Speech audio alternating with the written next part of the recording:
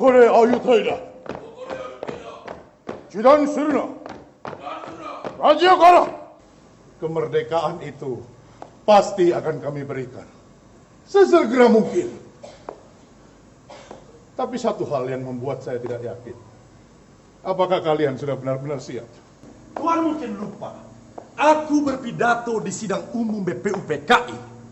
Indonesia memiliki bahasa. Bahasa Indonesia.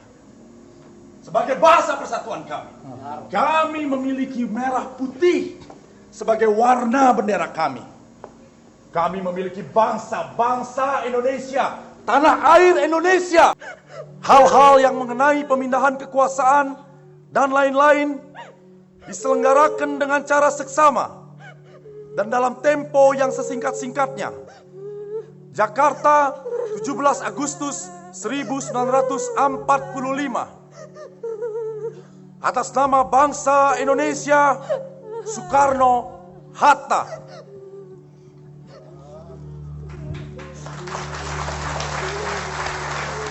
Kalau kita membangun sesuatu di situasinya terus terbangun, struktur bangun, kecerdasan terus up, sehingga penonton tidak sampai pada titik kebosanan. Itu dia. Bagaimana membuat penonton tidak bosan? Umumnya anak-anak teater itu mempunyai confidence yang luar biasa karena biasa menghadapi audiens, biasa disoraki, biasa berdialog, umumnya mempunyai confidence. Jadi kalau saya ditanya, saya masih memakai jawaban itu. Tidak berkaitan dengan piring nasi, bisa begini begitu. No. Betul. Hanya untuk melatih confidence. Kita yakin bisa, kita pasti bisa.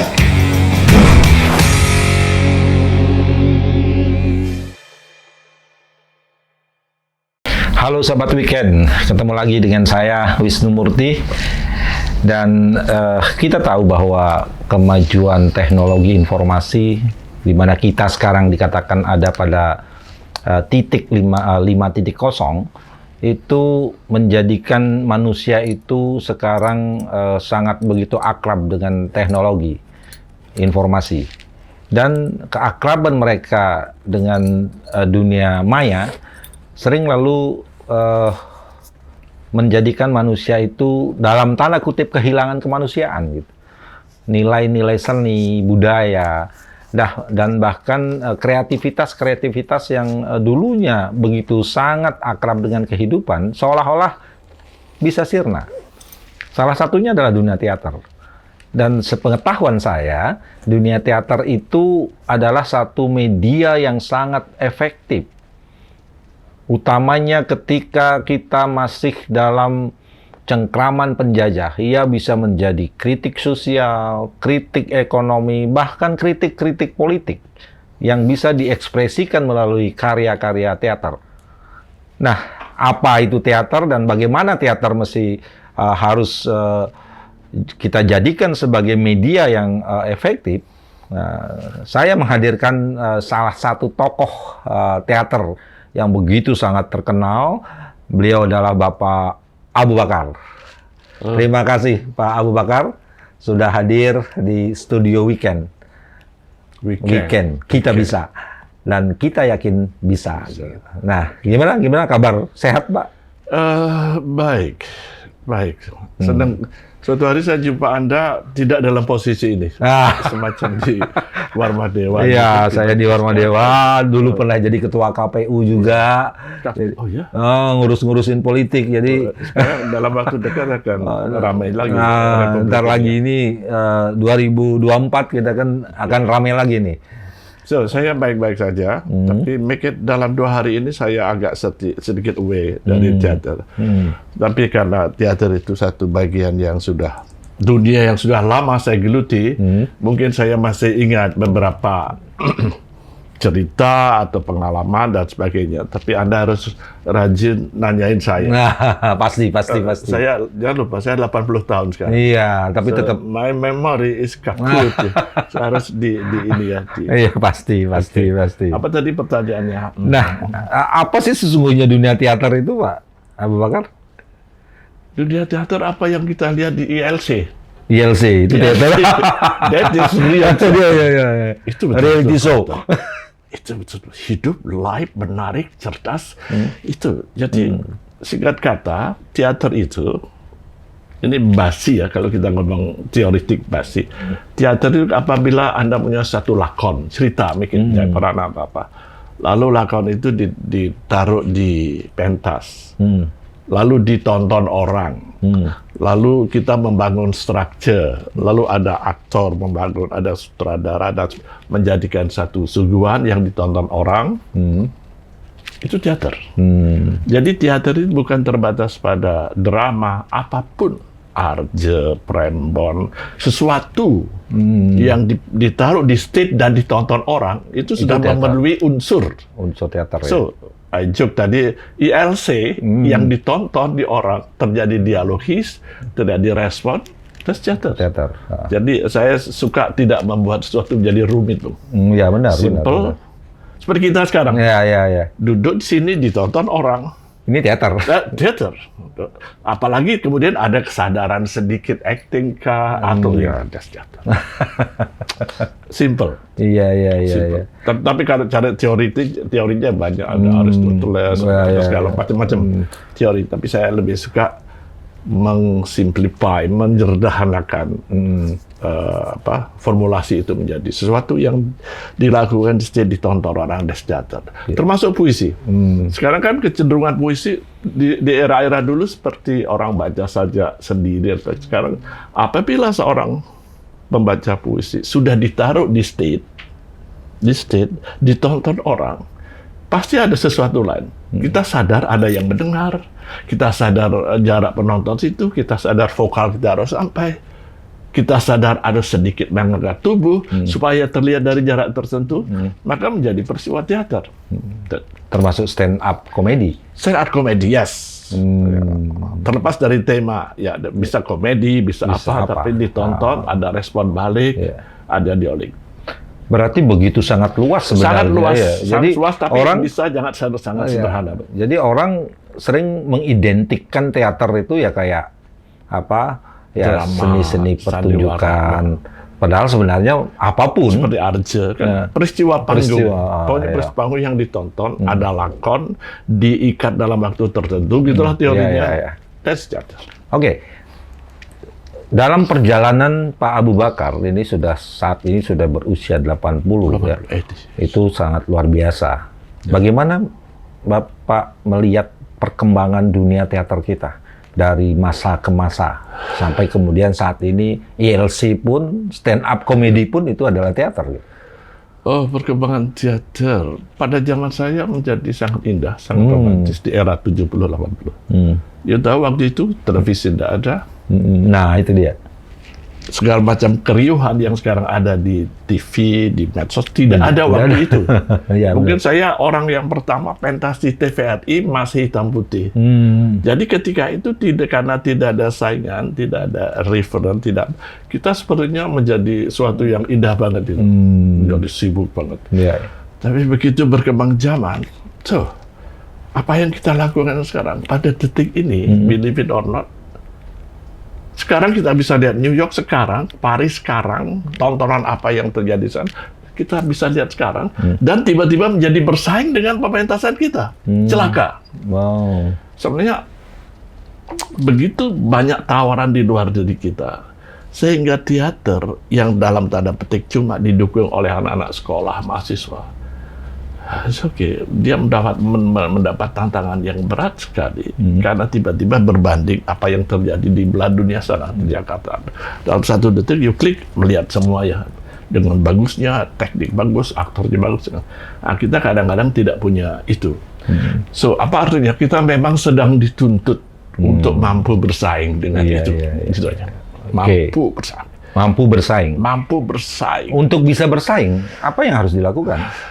Kita tidak, satu hal penting, kita tidak boleh kalah cerdas. Jadi kecerdasan. Kalau Anda mereka baca Kompas, saya baca Kompas, dia baca Tempo, dia baca Time. Jadi tidak boleh kita kalah cerdas dengan mereka. Berbahaya sekali kalau kita memainkan suatu kebodohan di stage.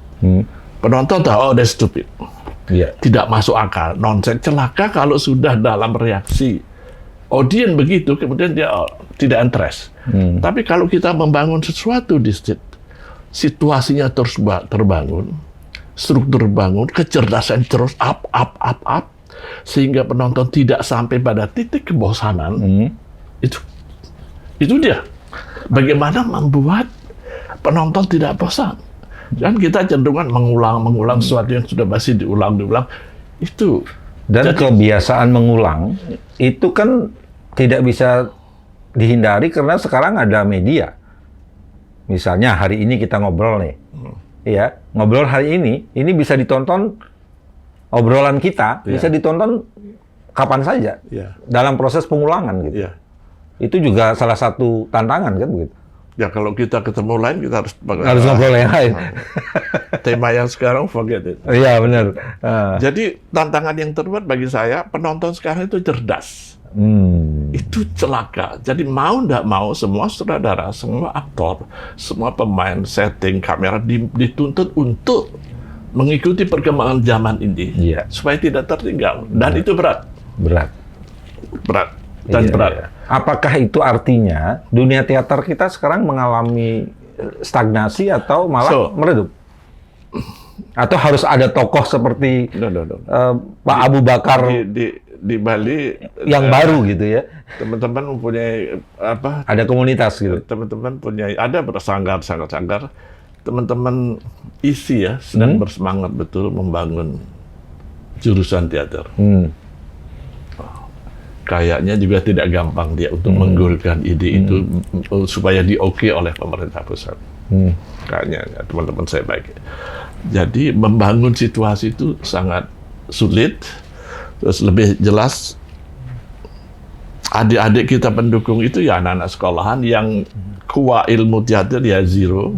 Jadi harus sekali lagi bekerja keras. Bekerja keras dengan ketentuan soal kecerdasan tadi. Sorry, mungkin saya menjawab ya tadi pertanyaan Anda itu.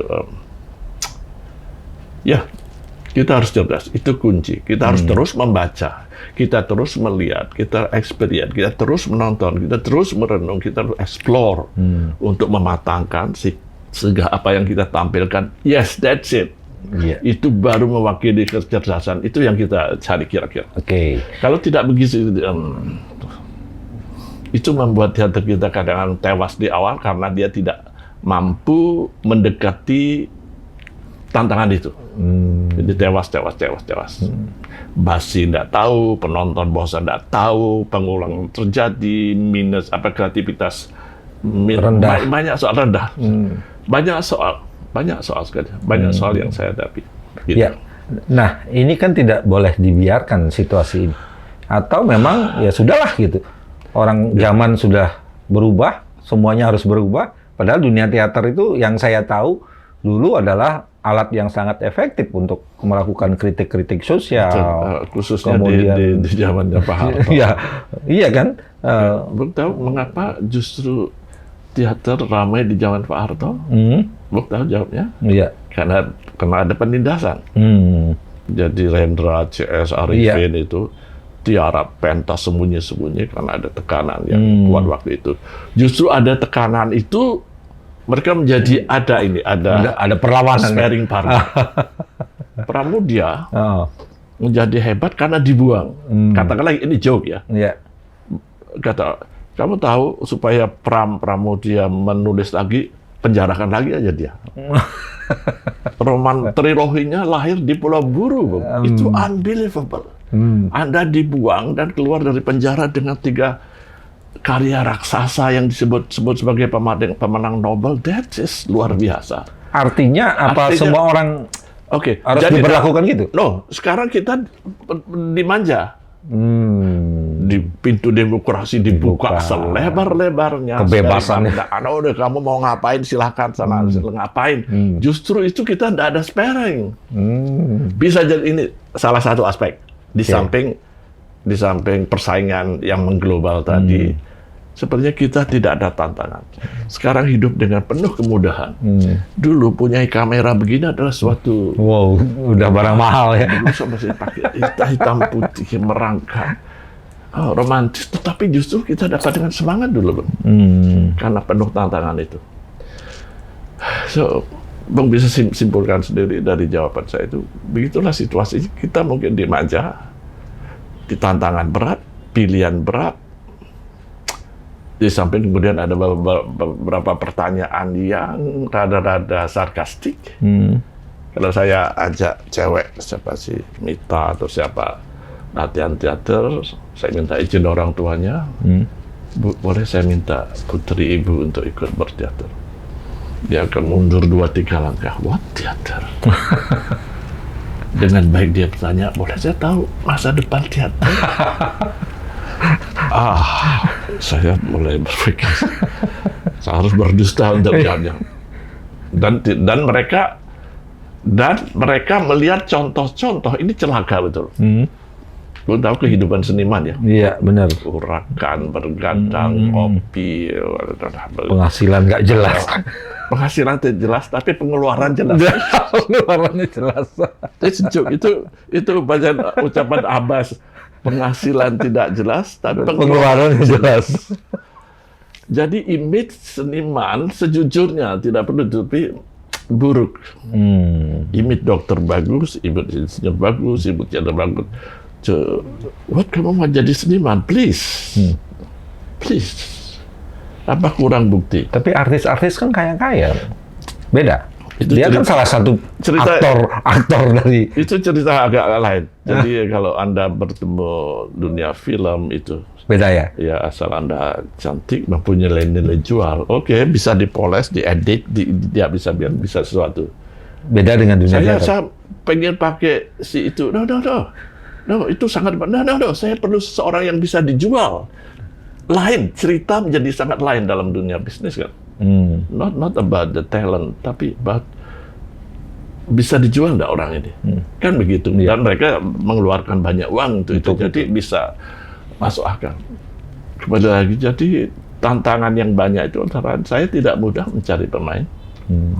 Dengan menjawab pertanyaan orang tua tadi. Oke, Ibu, ya, dan sebagainya. Intinya pertanyaan ibu itu tidak salah. So, itu dia pertanyaan, itu tidak salah. Tidak salah. Iya. Karena bergelimpangan bukti di sekitarnya. Sorry, tidak salah. Iya. Dan cukup terbukti. Dan saya harus mengerahkan kebohongan untuk, Bu, gini Bu, saya tahu masa depan itu tidak ada. Tetapi saya meyakinkan Ibu, apabila anak Ibu berlatih teater, berlatih dialog, tampil di panggung, akan ada gunanya Ibu di masa depan. Gunanya apa, Dek? Setidak-tidaknya ketika dia diinterview dalam cari kerja, bisa jadi dia tampil lebih confident. Iya, benar. Bisa jadi dia lebih percaya diri. Bisa jadi dia lebih bicara lebih bagus. Bisa jadi dia tidak grogi. Bisa jadi dia tidak nervous. Dan sejumlah soal-soal yang berkait dengan konfidensi akan didapati. Tidak always, tapi umumnya anak-anak teater itu mempunyai konfidensi yang luar biasa karena biasa menghadapi audiens, biasa disoraki, biasa berdialog, biasa umumnya mempunyai konfidensi. Jadi kalau saya ditanya, saya masih memakai jawaban itu, tidak berkaitan dengan piring nasi, bisa begini begitu. No. Betul. Hanya untuk melatih konfidensi. Kalau tidak salah, mungkin setahun 2 tahun yang lalu Menteri Mas Nadiem justru menganjurkan harus belajar teater. Benar. Ya, sekarang kan kemasannya, kalau yang saya tahu, kemasannya sekarang dirubah dia menjadi istilah yang lebih keren gitu ya, yang lebih menjual. Oh, public speaking. Oh, ini adalah kepribadian. Itu dia. Jadi kalau dibawa ke akademis itu yang sebut John Power itu. Iya. Padahal sebenarnya di teater latihan bicara.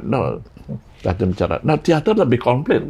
Not just latihan bicara, tapi berakting, mewakili perasaan, meyakinkan orang bahwa pementasanmu bagus.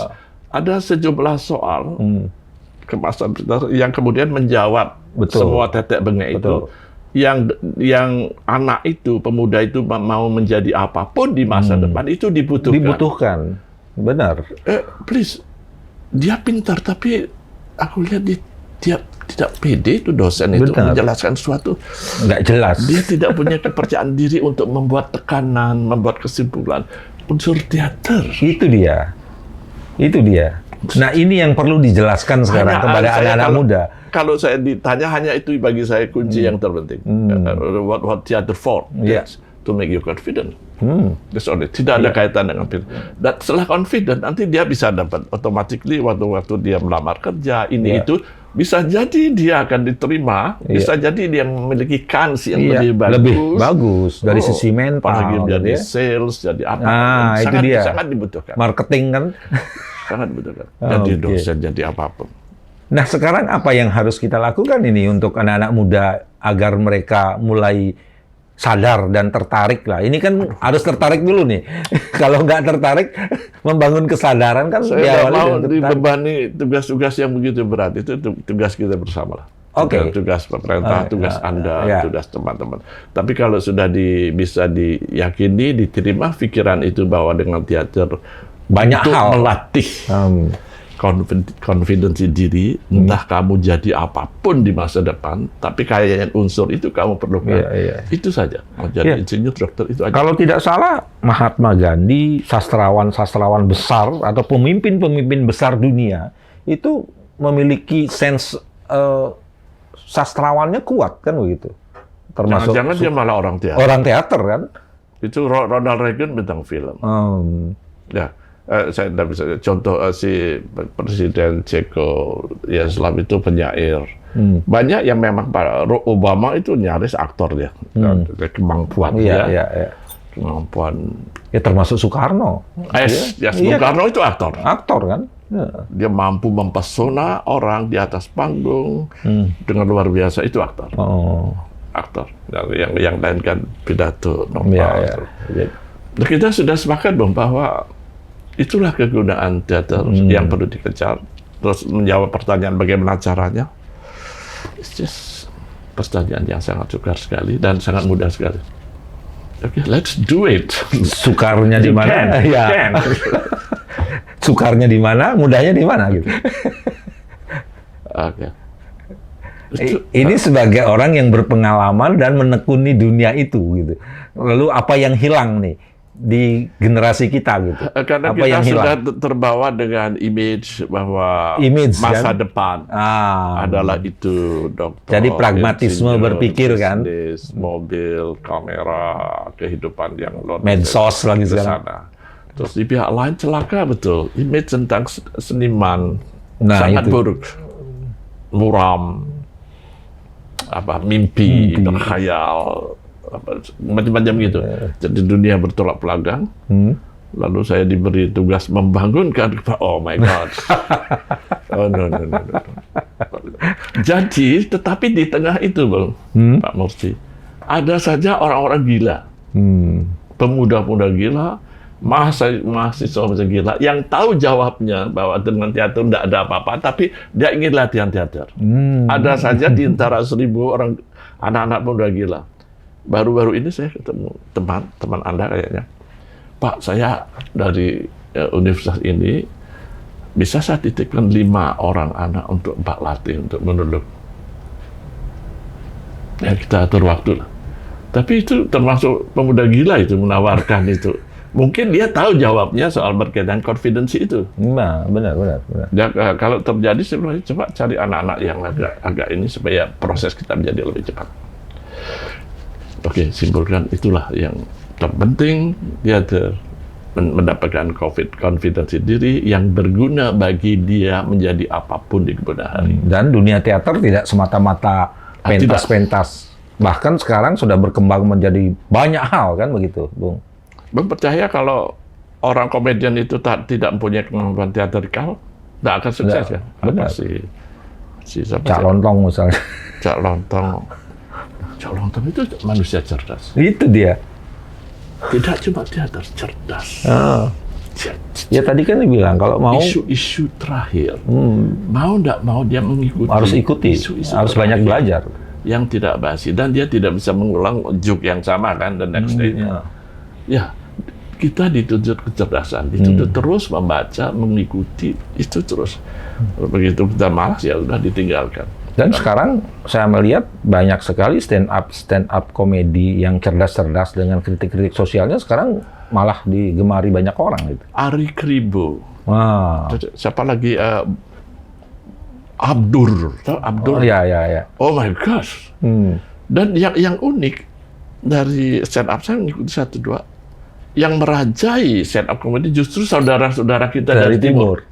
Kenapa itu? So, dia mempunyai kemampuan diksi, kemampuan bahasa justru lebih bagus dari kita yang di barat.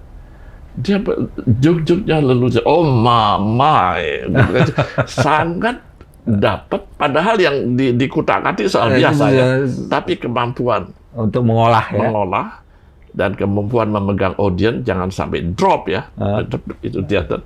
Jadi kemampuan teater mereka luar biasa. Di mana urusan nervous sudah selesai, materi ada ini, ada kecerdasan, dia tampil menguasai audiens. Wah, keren. Dan yang kita perlukan untuk ini kita bicara sedikit nih, kita singgung nih. 2024 ini kan dunia panggung teater politik nih yang luar biasa nih. Iya pasti. Terus pemimpin-pemimpin cerdas ke depan yang diperlukan kan paling tidak punya kemampuan teater yang kuat juga. Contoh yang paling jelas kan Obama menang waktu itu kemampuan dan sebagainya. Sekarang misalnya ada Pak Prabowo, ada Mbak Puan, ada ini itu, oke, didukung oleh partai kuat masing-masing, but not enough ya. Tapi bagaimana kemudian dia membeberkan, mentransfer pengetahuannya, menguasai publik. Ada sejumlah soal yang memberikan nilai plus kalau dia punya kesadaran berteater. Kalau perlu dia, konon mereka didampingi juga oleh orang-orang teater. Benar. Pak, jangan banyak menggunakan tangan. Pak, coba. Pak, pandangan coba ke sono, Pak. Pak, coba sekali-kali begini. Mereka didampingi juga orang-orang orang-orang teater yang bisa memikat mata penonton lebih kuat ketimbang selain apa yang dia diucapkan. Saya baca bukunya siapa dia, ilmu komunikasi terakhir. Ternyata tim seorang presiden itu luar biasa. Luar biasa. Ahli komunikasi. Bajunya diatur ini apa, duduknya apa, dikasih materi sebelumnya. Luar biasa dibekali. Yang semuanya berbau teater. Yang berbau teater. Jangan tampil, Anda jangan mengulang kata itu ya. Jangan ini. Mata ini. Jangan melihat kemudian lepaskan. Melihat pegang. Dan tarik. Oh. Dan itu dunia teater. Itu di teater. Jadi yang memiliki unsur teater. Mungkin saya agak melebih-lebihkan karena saya orang teater. No, tidak. Tapi saya melihat orang-orang kuat itu ada unsur teater di dalam. Kuat. Pembicara yang bagus. Saya tadi mau berangkat lihat si Fahri Hamzah yang dari sana. Wih, sampai saya orang ini cerdas banget tapi mampu memikat. Sekalipun saya tidak setuju pada ide-idenya tidak setuju. No, tapi kemampuannya untuk begini membuat kita unsur-unsur. Dan itu bisa dilatih di teater. Ya. Sorry, saya bicara banyak. Bukan banyak, malah kurang ini. Terlalu melebih-lebihkan dunia saya. Bukan. Ini teater itu kan identik dengan kehidupan. Setuju nggak? Saya harus melanjutkan sedikit. Teater itu indah, menarik, but tidak kurang teman-teman mahasiswa mogok kuliahnya karena teater. Jangan lupa itu. Teater itu indah, tapi jangan lupa banyak sekali mahasiswa mogok kuliahnya, drop out karena teater. Teater itu pun candu. Kalau Anda sudah pernah main, bagus. Kemudian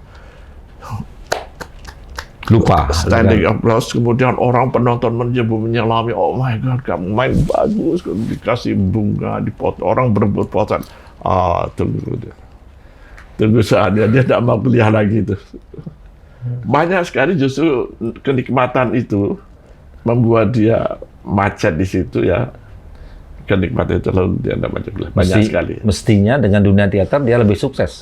Mestinya tidak begitu gitu aja. Mestinya dia dapat bekal ekstra untuk menjelaskan studi. Tapi kadang-kadang, ngapain aku kesana, aku kan memunduh popularitas. Sekarang udah aku dapat. Ngapain aku harus kesana gitu? Berbahayanya itu. Jadi setuju nggak kalau teater itu sebenarnya soft skill yang harus dimiliki oleh siapa saja? Kan soft skill nih. Ya, saya kira hampir tiap hari dipraktekkan. Ada di kantor di mana ada public speaking course, ada latihan berjalan, ada latihan bercakap, ada ilmu komunikasi, dialog. Kamu bicara dengan siapa? Ya kamu bicara, pandang dong aku. Kan sederhana. Kamu bicara dengan aku, tapi matamu kemana? No, itu tidak sopan. Ada sejumlah yang sebenarnya sudah dipraktekkan sehari-hari, tapi mungkin sedikit ditambah sedikit kesadaran lebih matang lagi sehingga dia bisa mengambil manfaat lebih banyak dari dunia teater. Ya. Dan bidangnya memang teater, tapi saya ingin mereview, waspadai bahwa teater itu indah, sangat berguna, teater pun candu. Candu kalau sudah kamu merasakan hebat, terkenal, puji ditulis di media, itu lupa dengan foto, mulai kamu memasuki hal yang sangat berbahaya. Jadi itu bukan cuma teater, bidang lain pun begitu. Fashion, apa yang jadi kalau kita tempatkan posisi teater itu sebagai soft skill, saya pikir ini akan sangat mendukung apapun profesinya. Sangat mendukung. Mudah sekali terlihat dalam sehari-hari. Dia punya kemampuan tampil yang lebih bagus. Dia public speaking lebih bagus. Lihat, dia berbicara, eye contact. Kita mudah sekali melihat sehari-hari orang yang terlalu merendahkan lawan bicara, ini itu. Teater mengajarkan pada itu. Kamu bicara pada siapa? Pada audiens dong. Kok bicara menghadap sana tuh matamu kemana-mana, itu sutradara yang teliti melihat dong. Kadang-kadang karena tidak confident, dia tidak berani memandang lawan bicara. Teater mengajarkan semua itu. Oke, nih yang terakhir Pak Abu Bakar. Pak Abu Bakar kan pasti banyak punya anak didik ya. Yes. Apa yang diajarkan ke mereka? Secara teori saya tidak bicara seperti itu. Bukan. Ini kita tidak bicara teori. Kita bicara praktek. Apa yang harus mereka pahami agar mereka menguasai dunia teater? Biasanya saya tidak maksud. Saya sekali lagi tidak bicara teori pada mereka, tapi mengerjakan sesuatu. Kamu berperan sebagai orang tahanan. Tahanan orang penjara, coba kamu investigate apa itu tahanan sebagainya. Ini naskah ada lakon, bisa kamu baca dan sebagainya. Nah dari situ saya bangun situasi itu, bangun pelan-pelan, mulai bahasa tubuhnya, penguasaannya, tag dan sebagainya, sampai dapat. Jadi step by step sampai dapat mewakili perasaan si tahanan itu, biasanya itu. Lalu berkaitan dengan orang lain, bagaimana dia membangun komunikasi dengan lawan, secara keseluruhan bagaimana membangun struktur secara keseluruhan. Biasanya itu simple. Tetapi tentu sebagai sutradara kan saya memakai ukuran saya, memakai pengalaman saya, memakai kematangan saya, memakai sense saya. No, belum up. Itu hanya belum seperti nada yang saya kendaki. Belum coba over pakai ukuran itu, lalu kita bangun bersama-sama gitu. Terus ukuran kejemuan jangan sampai too much ya, terlalu over. Kamu terlalu dosis berapa kita kasih berapa kau teriak, di mana posisi audiens. Secara sempurna dalam proses latihan kami kerjakan itu. Jadi kalau dikasih, kalau kamu gini nanti enggak, biasanya enggak, malah jadi rumit. Benar. Lebih pada hal-hal yang bersifat praktikal. Artinya kan termasuk bagaimana tadi saya tertariknya kan, ternyata dunia teater itu mengajarkan kita dari cara kita berpenampilan, cara kita bicara, bahkan cara kita menatap orang, dan cara kita menyampaikan pesan-pesan kepada audiens. Yes. Kira-kira begitu ya? Yes, baik. Ya. Yes, segala sesuatu itu terus ya tentu semuanya itu ada teater secara realis begitu, tapi kemudian ada yang disebut kesadaran bahwa Anda sedang di panggung. Terus hari-hari saya duduk begini, hello, tapi kemudian begitu di panggung ada sedikit saya ada kesadaran acting sedikit. Kalau ya ada kesadaran acting bahwa saya sadar bahwa ada 50 orang sedang menonton saya. Ada sadar. So I talk to you, but saya sadar ada 50 orang sedang perhatikan saya. Sehingga saya dengan sedikit saya membagi tubuh saya untuk mereka juga. Untuk itu saya sadar juga suara saya yakin sampai pada Anda, sampai juga pada situ. So ada hanya plus kesadaran itu aja. Oke. Wow, ini keren. Artinya saya dapat pemahaman yang luar biasa. Yang selama ini saya melihat dunia teater itu hanya bermain-main begitu saja. Ternyata itu adalah bagian dari kehidupan kita yang kita bisa gunakan untuk apa saja dan sesuai dengan profesi kita. Saya kebetulan dosen misalnya, saya kan bisa menyampaikan sesuatu dengan cara-cara saya, tentu dengan pemahaman teater yang seperti tadi gitu. Ya, setuju ya? Setuju. Tidak bermaksud menyinggung siapapun. Teater susah dibangun, tetapi juga teater sering dibunuh oleh dirinya sendiri. That is teater yang membunuh atau dibunuh diri sendiri. Karena mereka si A si B rasanya keren jadi sutradara, dia kepingin. Tentu untuk menjadi sutradara diperlukan 1 jam terbang, pengalaman, kematangan. Tapi kayaknya keren dia mempus dirinya sutradara. Dipanggillah adik-adiknya untuk dilatih pada dia. Kadang-kadang pementasannya diburuk sekali. Ya belum cukup ininya, belum cukup ini, belum cukup ini.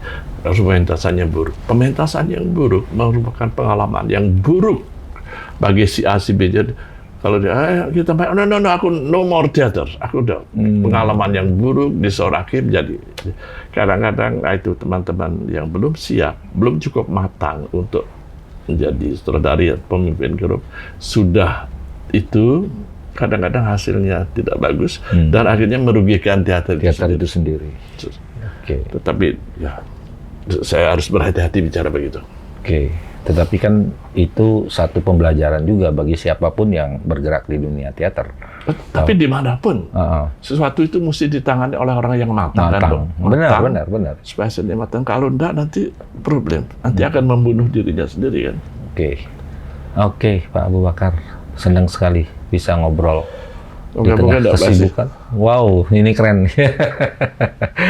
Sahabat Weekend, untuk menghadirkan Pak Abu Bakar di tempat ini kita perlu waktu, karena saya tahu beliau sibuk, kemudian beliau juga banyak kegiatan, tetapi paling tidak ngobrol singkat kita hari ini bisa menghasilkan satu kesadaran baru bahwa dunia teater itu adalah dunia kita, dimanapun kita dan apapun profesi kita, itu sangat dibutuhkan.